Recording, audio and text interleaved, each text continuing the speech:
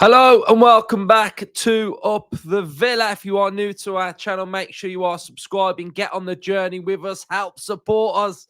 Let's keep it going. Let's keep those subscribers growing. We are so close now to 28k. Let's get to 28k. Smash the like button. And most importantly, comment your thoughts on everything that I discuss on this episode. Last night, we heard the news of Monchi leaving Aston Villa. It's not confirmed yet, but it's done. Monchi is no longer at Aston Villa. And we had the sort of period of what does this mean? Whose decision? Where are we?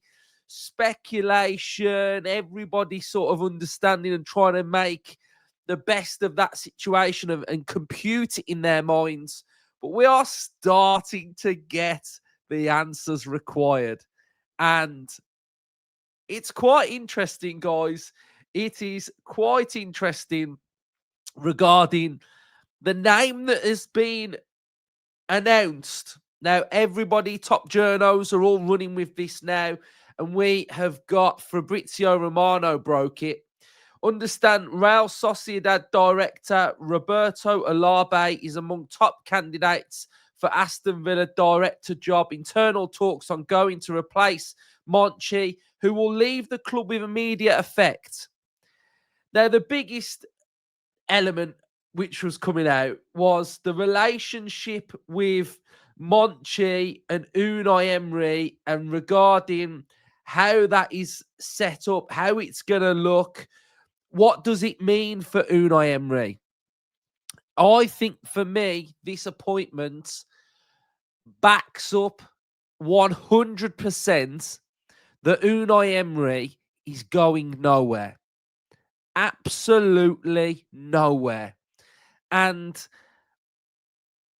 you would look into the situation and think that it has been a decision maybe with Emery that he wants a different direction with his recruitment.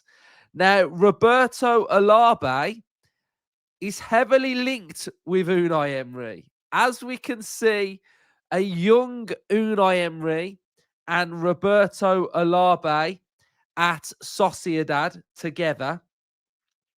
And a little bit more digging, Roberto Olabe has managed Rail Union for a year. And whose family own Rail Union? The Emery family. So this, to me, clarifies an Unai Emery recruitment decision to bring in Olabe. Now, he's not 100% here yet, but it would tell me that this is the direction that Unai Emery wants to go in with his relationship with Olabe especially.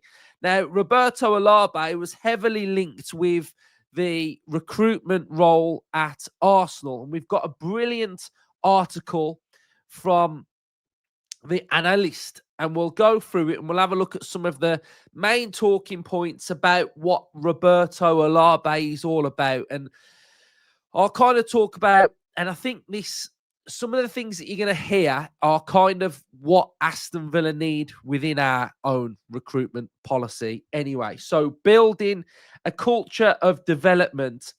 It's not about the players making it as soon as possible. It's about them making it when they're ready. That's Roberto Olabe's philosophy on the development of players. The learning stage is an investment, not just in terms of money, but in terms of time and space to give the kids wider group.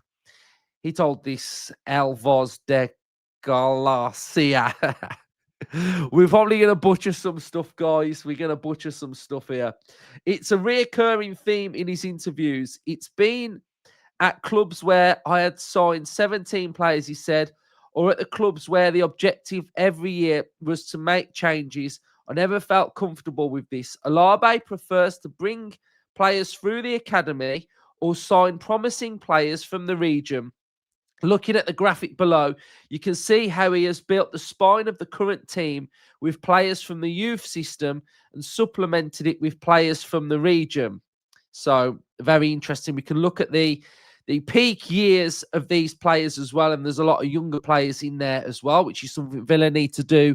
We need to get this average age of our team down. It needs to be more youthful. When you look at players who have played the most minutes over the last 4 seasons, the vast majority arrived well before their peak years, and most came from the academy, including Orazabal, Zubeldi, and Zubimendi. The club tried to implement an 80-20 split between Basque players and those from further afield. It's a platform upon which Olabe has built the Real Sociedad squad. As you can see from the table below, 8 of the 10 players who have played the most minutes since 2018 are from Real Sociedad B. Now, this would link us to maybe having a youth policy at Villa where younger players come through. But I believe the shifting strategy for me is obviously everybody looks at the Brighton model, everybody looks at Bournemouth, everybody looks at Brentford.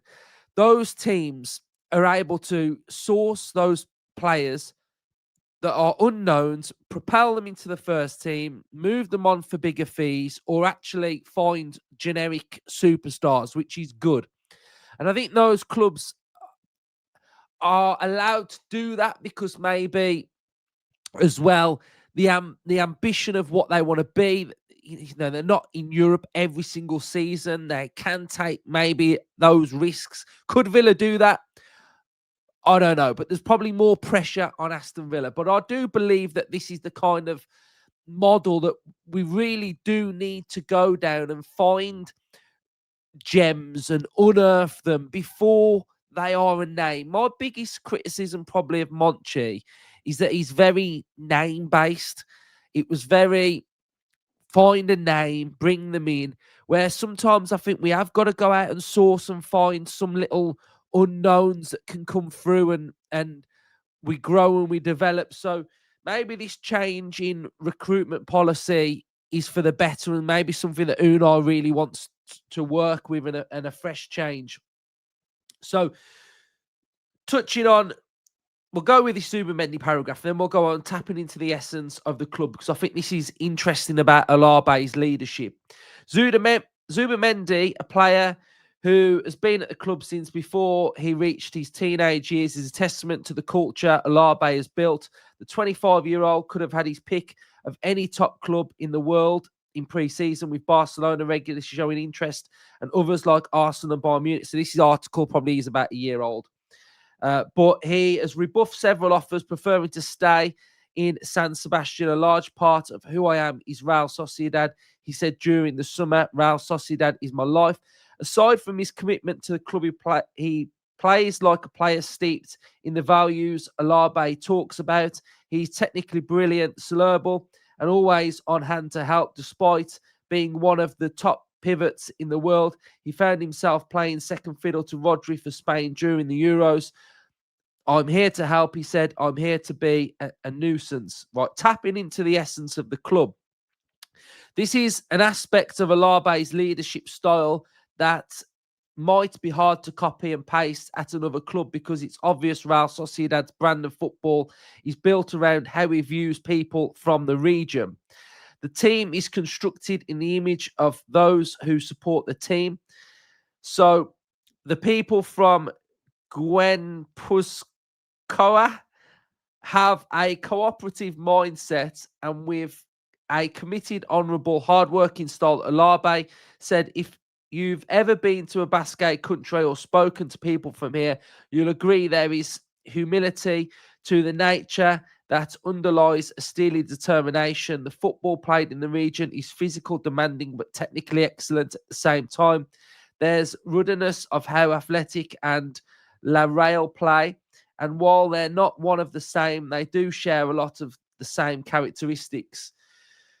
So I think he would obviously have to develop from being in a Basque country and coming to England and recruiting of just a different complete vibe. But it feels like he's got a philosophy that he adheres to.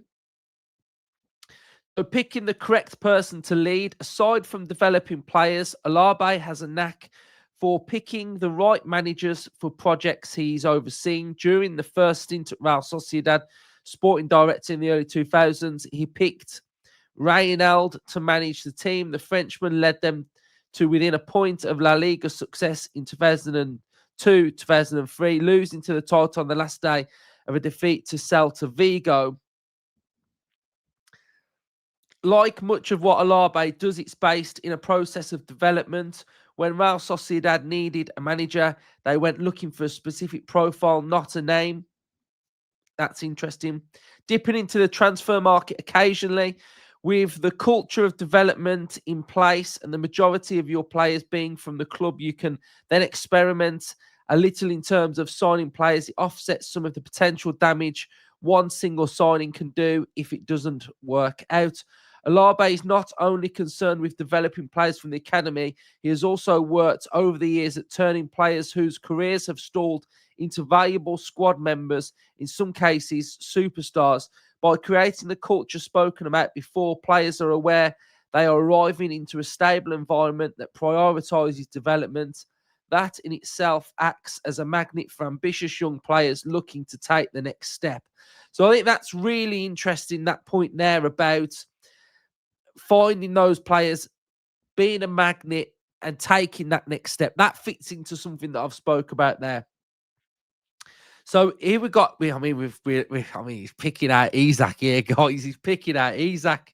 Alexander Isak is another example of a player whose career had stalled. He signed for Borussia Dortmund after a battle for his signature that included Real Madrid and other big clubs.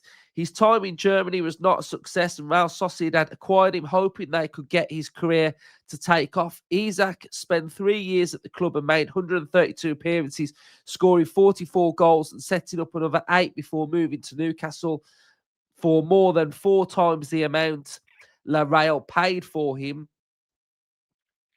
We are currently witnessing the Takefuso Kubo on a similar trajectory. Kubo's career was turning into a series of loan moves where he showed flashes of technical brilliance, but ultimately failed to convince the manager to give him sufficient minutes. He spent time at Mallorca, Villarreal, Getafe, Mallorca again after signing for Real Madrid in 2019. He failed to make a lasting impression at any of those clubs. Enter Real Sociedad. He started more than 30 games in the last 2 seasons, having not done so in any of the 4 years before his arrival in the north coast of Spain. He's still only 23, and while Real Sociedad are not a club specifically looking to flick these players for big money, they will likely make handsome profit on Kubo if they're ever forced to sell. So I think in that article, I think we really do get a little bit of an insight of what he's capable of and what he's able to do. And it would be a fresh challenge. It would be something completely different. But I do think that the biggest takeaway from all of this is that he is going to be a Unai Emery pick. Now, it is starting to really get on my nerves a little bit when I keep seeing that, like, this is the end of Unai. Unai's going to be leaving. Unai doesn't fancy it. Unai's going to walk out of Villa. Unai Emery is not going to walk out of Aston Villa. Period. Full stop. Not happening.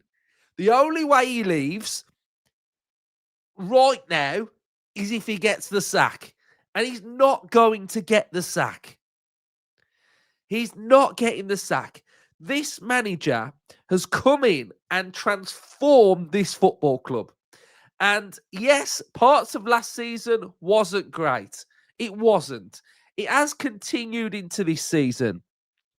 But credit in the bank is there. And my one question I'll ask, who comes into Aston Villa that betters what Unai Emery has done?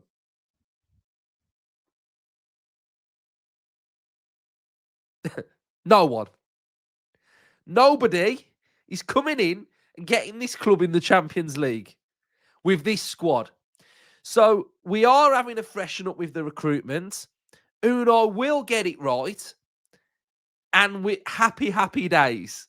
So this narrative of Unai walking out of Villa, it's ridiculous. He gets paid £8 million a year, and he's not walking away from £8 million a year. He's not doing it.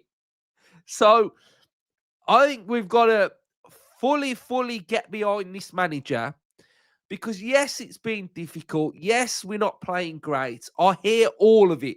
I've been very critical of this team. But for me, I want this manager here for as long as possible. So I think we just need to stop that Emery's going to walk out of Villa business because it's not going to happen. Right? Not happening. So I just thought I'd just come on today and bring you a little bit more news on the situation of Olabe, where that fits in, what some of the aspects that he looks like he would be able to bring to Aston Villa as well. So, Villa fans, let me know your thoughts. Up the Villa.